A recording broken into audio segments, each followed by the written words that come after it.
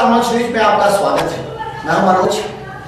मिथिला मंच न्यूज दरभंगा की उस बड़ी खबर पर निगाह डालती है जिस खबर का विश्लेषण करना अति आवश्यक है।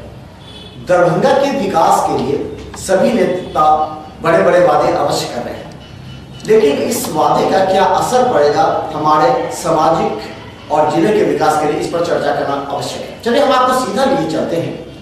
दरभंगा एयरपोर्ट के उद्घाटन के मौके पर, शिलान्यास के मौके पर क्या कुछ कहा मंत्री, मुख्यमंत्री और बिहार के डिप्टी सीएम ने। सभी तथ्यों की अगर हम बारीकी से जांच करें और इसे जनता तक ले जाए तो हमें लगता है कि आपको भी समझ में आ जाएगा कि दरभंगा विकास के पथ पर है। एयरपोर्ट के शिलान्यास के मौके पर सबसे पहले जयंत सिंह, जो राज्य मंत्री, केंद्रीय राज्य मंत्री थे, उन्होंने मिथिला की परंपरा और मिथिला की जो यहाँ की जो मिथिला पेंटिंग से हैं, यहाँ की कला और संस्कृति पर उन्होंने विशेष बल दिया। यहाँ तक कि सबसे पहले उन्होंने ही कहा कि इस एयरपोर्ट का नाम विद्यापति जी के नाम पर होना चाहिए, और उन्होंने ये भी कहा कि अगर बिहार विधानसभा इसे पास कराकर केंद्र में भेजती है तो इसका नामकरण हो जाएगा। ये जयंत सिंह जी का स्टेटमेंट है। देखिए उनके स्टेटमेंट से किस तरह का मिथिला की संस्कृति पर विशेष बल पड़ता है। सिर्फ दरभंगा और बिहार के लिए नहीं, हमारे देश के लिए भी इतिहास है, क्योंकि इस डाक एरिया को जो अभी तक हम लोग हवाई सेवा से नहीं जोड़ पा रहे थे, अब हम लोग इसे जोड़ पाएंगे। और माननीय मुख्यमंत्री जी, माननीय उप मुख्यमंत्री जी को मैं ये सुझाव देना चाहूंगा।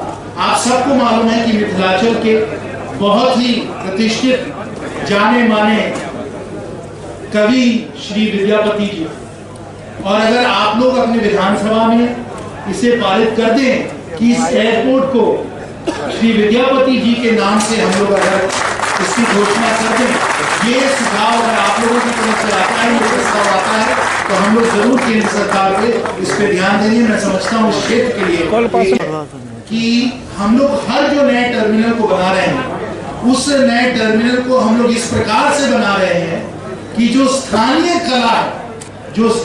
कला है और स्थानीय संस्कृति है, उसे हम जोड़ें और उसको दर्शाने के लिए एक ऐसा टर्मिनल बनाएं कि जब आप टर्मिनल में प्रवेश करें तो आपको लगेगा कि आप दरभंगा में मिथिलांचल के सीएम भी हैं। और उन्होंने हमको बताया कि उनका अनुमान है कि दरभंगा से 3 फ्लाइटें नहीं, आज के समय दिल्ली, मुंबई और बेंगलोर की 3 फ्लाइटें यहाँ से चालू होने वाली है, जैसे रनवे और टर्मिनल बन जाए। उन्होंने कहा कि उनको पूरा विश्वास है कि यहाँ से 3 नहीं 10-15 फ्लाइटें यहाँ से चालू होने वाली है, क्योंकि यहाँ इतना डिमांड है। खासकर जयंत सिंह के इस वक्तव्य के बाद लोगों ने तालियों से तो स्वागत अवश्य किया, लेकिन उनका यह वक्तव्य काफी मायने में मिथिला की परंपरा, लोक संस्कृति के विकास की ओर ध्यान दिलाता है। तो मिथिला की कला संस्कृति को विकसित करने के लिए इन मंत्री का जो वक्तव्य है वो कहीं ना कहीं हमारी संस्कृति को और विकसित करने की दिशा में एक महत्वपूर्ण कदम है। तो आप देख रहे हैं मिथिला मंच न्यूज का विशेष कार्यक्रम।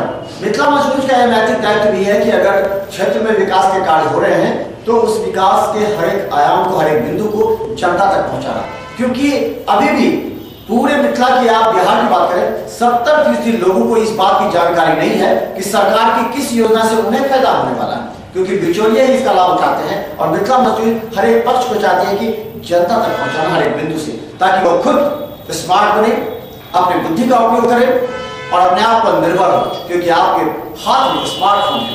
स्मार्टफोन उठाइए, www.mithilamazdoor.com क्लिक करें और दिन भर की ताजा खबरों अपडेट के साथ आप देखते रहें। ये आपका भी नैतिक दायित्व है। बिचौलियों को अगर हटाना है तो मिथिला मंच न्यूज का यूट्यूब चैनल और वेबसाइट अवश्य देखें। धन्यवाद।